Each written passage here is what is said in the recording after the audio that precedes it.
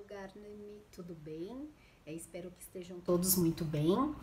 Aqui quem fala é a professora Suzana Ursi, eu sou professora lá do Departamento de Botânica da Universidade de São Paulo e tenho estado mais próxima, né, da professora Margarete e sou admiradora aqui desse projeto tão bonito que é o Garnami, que tem esse objetivo tão interessante, né, de deixar aí as mentes e os jardins mais floridos, prestando mais atenção nessas questões da botânica.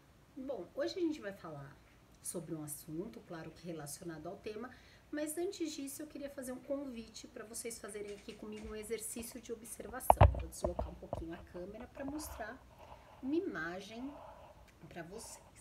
Olha lá, essa imagem aqui, pessoal, do computador, né? Eu queria que vocês fizessem um exercício de me descrever, né? Pensarem aí, refletirem um pouquinho o que vocês observam nesta imagem. Mais alguns segundinhos, né? Para vocês poderem observar. Bom, a maioria das pessoas, quando eu faço essa pergunta, e eu tenho feito essa pergunta de maneira recorrente em algumas palestras, em algumas aulas que eu dou, as pessoas falam primeiramente que vem um sagui. E realmente a gente vê o sagui, né, que é um organismo muito bonitinho, um animal. Às vezes as pessoas também incluem o cenário, né, ou atividade que esse animal está fazendo. Então, por exemplo, eu vejo um sagui andando, ou eu vejo um sagui numa floresta, às vezes andando na árvore. Só, pessoal, que se a gente observar atentamente, a gente vai ver muito mais coisa, né, do que apenas o sagui, muitos outros organismos. Então, vamos lá observar aqui, deixa eu arrumar a câmera para todo mundo poder ver, algumas coisinhas.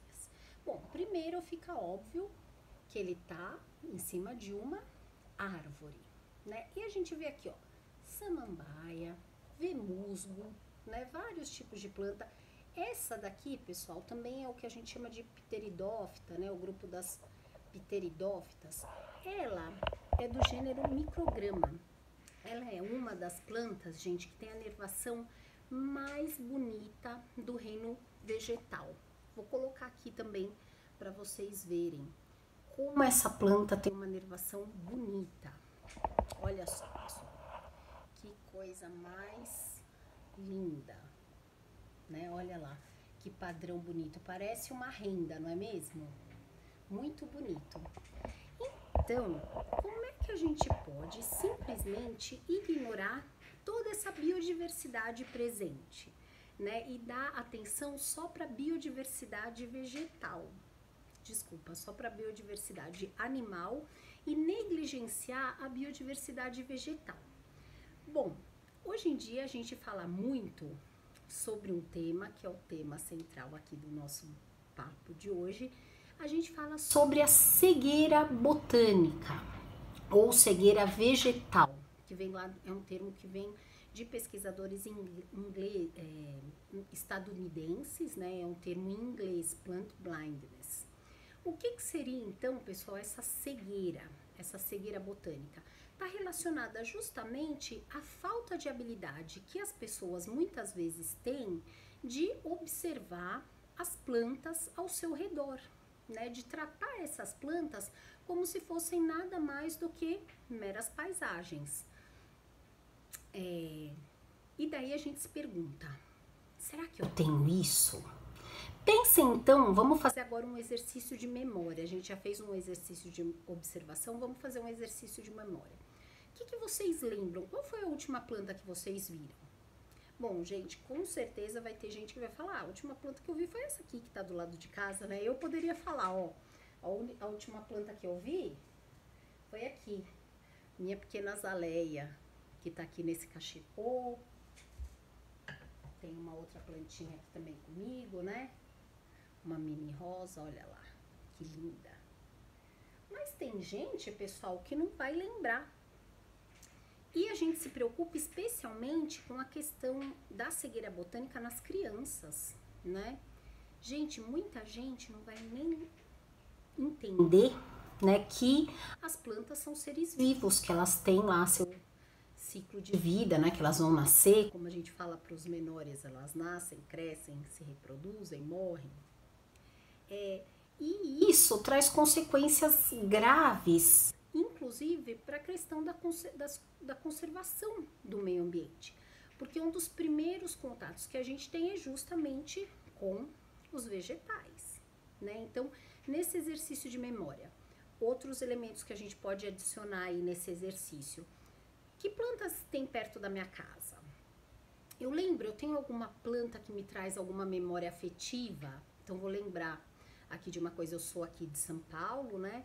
Eu moro na capital hoje em dia, eu sempre morei, mas nas minhas férias eu ia muito pro interior de São Paulo, lá na região de Ribeirão Preto, Rio Preto, Bebedouro. Eu tinha família lá que tinha sítio, e o sítio tinha um laranjal, então eu gosto muito das plantas, né, que produzem aí a laranja. E isso também já me remete ao mel de laranjeira, então tem essas lembranças afetivas. Outra coisa, minha avó paterna gostava muito daquela orquídea, né, que a gente chama de sapatinho, tão linda. Então aí é outra recordação afetiva, né, muito afetiva. Então, pessoal, é importante pensar nisso. Agora, tenta lembrar a sua volta. Será que se você não tem um pouquinho dessa cegueira, tem alguém que você conhece que tenha? É uma pergunta que os pesquisadores têm se feito muito atualmente, será que isso é um fenômeno mundial? E os ensaios têm mostrado que parece ser um fenômeno muito mais urbano, porque no ambiente urbano, cada vez mais, a gente está se distanciando das plantas, não é mesmo? Dos ambientes em geral que tem vegetação, mesmo, né, dos animais. Eu tenho um colega, o professor Paulo Takeussano, ele trabalha muito com as comunidades quilombolas lá do Jalapão, né, que trabalham com o capim dourado.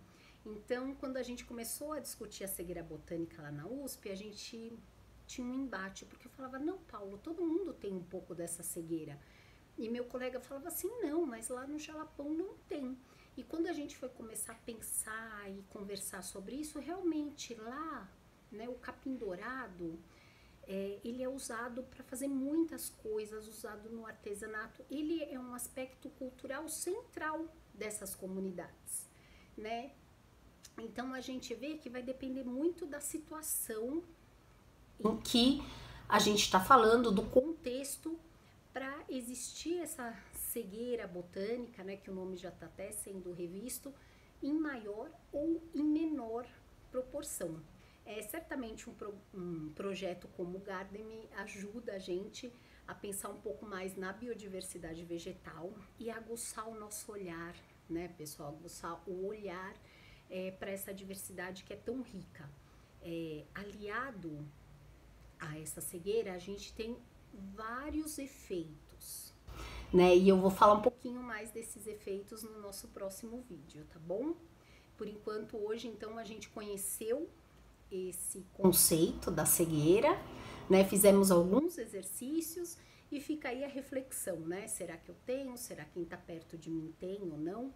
Então, aqui na nossa sequência de vídeos do canal, eu vou estar sempre conversando um pouquinho com vocês sobre a cegueira. Então, vem aí pensar em quais são os efeitos dessa cegueira, em quais são as causas e pensar muito em como mitigar isso, né? E daí a gente vai falar também sobre a relação entre essa cegueira e o que a gente chama de analfabetismo botânico e questões afins, tá? Eu vou estar conversando com vocês e também toda a minha equipe lá de pesquisa. Somos várias pesquisadoras, atualmente eu e minhas estudantes de mestrado, de doutorado e de iniciação científica. A gente comprou o grupo que chama Botet, que é Botânica na Educação lá da USP. Até mais, até nossa próxima conversa.